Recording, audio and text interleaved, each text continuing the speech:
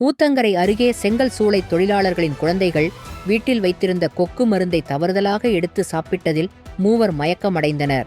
அவர்களில் 2 ஆபத்தான நிலையில் கிருஷ்ணகிரி அரசு மருத்துவமனைக்கு தீவிர சிகிச்சைக்காக அனுமதிக்கப்பட்டுள்ளனர். கிருஷ்ணகிரி மாவட்டம் சிங்காரப்பேட்டை அடுத்த தளபதி நகரைச் சேர்ந்தவர்கள் ஆனந்த், சின்னத்தாய் தம்பதியினர். அதே பகுதியைச் சேர்ந்தவர்கள் லட்சுமணன், குப்பம்மாள் தம்பதியினர். இவர்கள் இருவரும் தனது குடும்பத்தினருடன் அனுமன் தீர்த்தம் அடுத்த ஆலமரத்து கொட்டாய் பகுதியில் உள்ள செல்வம் என்பவருக்கு சொந்தமான செங்கல் சூளையில் தங்கி தொழிலாளர்களாக பணிபுரிந்து வருகின்றனர். நேற்று இவர்களது குழந்தைகளான ஜெயசித்ரா 6, ஹரிப்பிரியா 5 மற்றும் லட்சுமணனின் மகன் வசந்த் 6 ஆகிய 3 பேரும் செங்கல் சூளை அருகே விளையாடிக் கொண்டிருந்தனர்.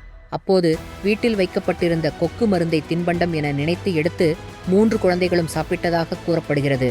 சிறிது நேரத்தில் குழந்தைகள் 3வரும் அடுத்தடுத்து மயங்கி விழுந்ததைக் கண்டு அதிர்ச்சியடைந்த பெற்றோர் அவர்களை மீட்டு உடனடியாக ஊத்தங்கரை அரசு மருத்துவமனைக்கு சிகிச்சைக்காக அனுமதித்தனர்.